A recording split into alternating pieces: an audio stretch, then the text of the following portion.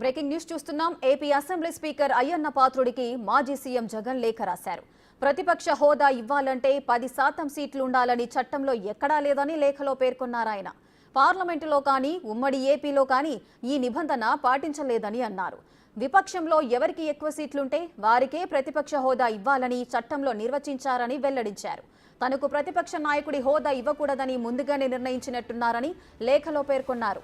అధికార కూటమి స్పీకర్ ఇప్పటికే తన పట్ల శత్రుత్వాన్ని ప్రదర్శిస్తున్నారని తెలిపారు జగన్.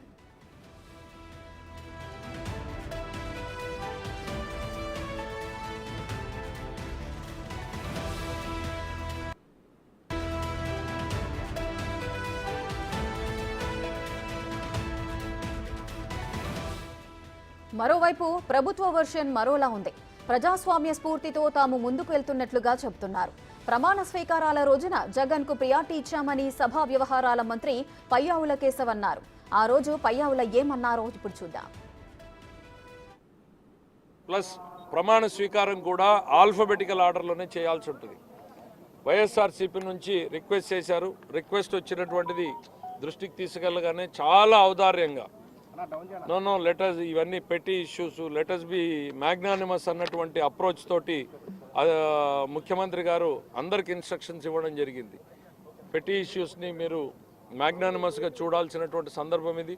ఆయన వస్తే ఆయన వెహికల్ని పర్మిట్ చేయండి లోపలికి అని చెప్పారు. మరి అట్లనే ఆయన ప్రయారిటీ కూడా ముఖ్యమంత్రి, ఉప ముఖ్యమంత్రి, మంత్రులు తర్వాత ఆయన్ని పెట్టండి, ఆల్ఫాబెటికల్ ఆర్డర్ కాదు అని చెప్పారు. దట్ షోస్ చంద్రబాబు నాయుడు గారు డెమోక్రసీని రివైవ్ చేయడానికి మొదటి స్టెప్ నుంచి కూడా మొదలు పెట్టారు అనేటువంటిది. మరింత సమాచారం మా ప్రతినిధి శివ అందిస్తారు.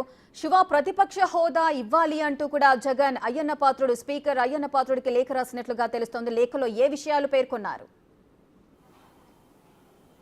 ఇట్రేగా మొత్తం మీద చూసుకుంటే మాజీ ముఖ్యమంత్రి జగన్మోహన్ రెడ్డి ఏపీ స్పీకర్ అయ్యన్న పాత్రుడికి 4 పేజీల లేఖ రాసిన పరిస్థితి కనిపిస్తుంది. తనకి ప్రతిపక్ష హోదా ఇవ్వకూడదని చెప్పి ముందుగానే కూటమి నేతలు, మంత్రులు అలాగే ముఖ్యమంత్రి నిర్ణయం తీసుకున్నట్లు అర్థమవుతా ఉంది. ఎక్కడా కూడా 10% సీట్లు ఉండాలని చెప్పి ఎక్కడా కూడా పార్లమెంట్లో కానీ అసెంబ్లీలో కానీ విడిపోయిన ఆంధ్రప్రదేశ్లో కానీ ఉమ్మడి ఆంధ్రప్రదేశ్లో ఎక్కడా కూడా చట్టం లేదు. కానీ కావాలనే తనను ఇబ్బందులు పాలు చేసే ప్రయత్నాలు చేస్తూ ఉన్నారు.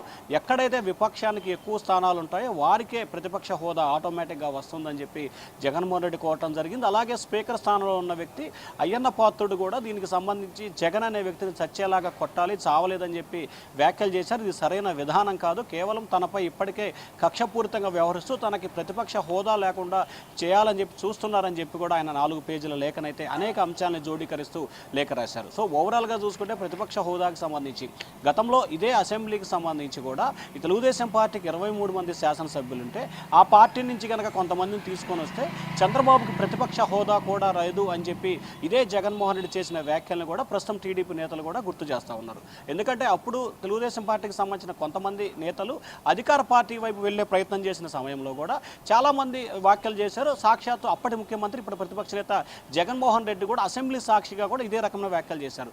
తమ కనుక కొంతమంది ఎమ్మెల్యేలను తీసుకుంటే చంద్రబాబుకి ప్రతిపక్ష హోదా కూడా రాదు అని చెప్పి ఆయన వ్యాఖ్యలు చేశారు. దాన్ని ఇప్పుడు టీడీపీ నేతలు ప్రత్యేకంగా చెప్తాను. ఇక మరొక అంశాన్ని చూసుకుంటే ప్రస్తుతం వైఎస్ఆర్సీపీకి సంబంధించి 11 మంది శాసనసభ్యులే ఉన్నారు. దాంట్లో కొంతమంది ఆ పార్టీ ఈ పార్టీ వైపు వెళ్లే ప్రయత్నాలు జరుగుతున్న నేపథ్యంలో జగన్కి ప్రతిపక్ష హోదా వస్తే కనుక దానివల్ల అసెంబ్లీలో మాట్లాడే అవకాశాన్ని విషయంలో కానీ లేకపోతే ప్రోటోకాల్ విషయంలో కానీ అలాగే రాష్ట్రంలో ప్రోటోకాల్ కానీ రకరకాల కారణాలకు సంబంధించి ఆయనకు కొంత ప్రాధాన్యత వచ్చే అవకాశం కనిపిస్తుంది. సో ఈ నేపథ్యంలో తనకు ప్రతిపక్ష హోదా కల్పించాలని చెప్పి కోరుతూ కూడా స్పీకర్కి ఆయన అయితే లేఖ రాశారు. ఈ లేఖను కూడా ఇప్పటికే స్పీకర్ కార్యాలయం రిసీవ్ చేసుకుంది. మరి దీనికి సంబంధించి స్పీకర్ ఏ విధమైన నిర్ణయం తీసుకుంటారు, ఎటువంటి కార్యాచరణ తీసుకోబోతున్నారు అనే దానికి సంబంధించి కొన్ని రోజుల్లోనే క్లారిటీ వచ్చే అవకాశాలు కనిపిస్తా ఉన్నాయి. రేఖ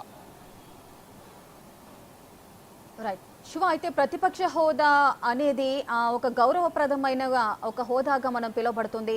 సో దీనికి సంబంధించి ప్రభుత్వం తరఫున ఏదైనా లోపాలు కానీ లేదంటే సమస్యలు ఉన్నా కూడా గట్టిగా ప్రశ్నించే హక్కు ఉంటుంది. సో ఈ నేపథ్యంలో ఇప్పుడు జగన్కి అటువంటి ఫెసిలిటీస్ ఏమీ లేవు అని తను అసంతృప్తికి లోనయ్యి ఈ విధంగా లేఖ రాశారనుకోవచ్చా?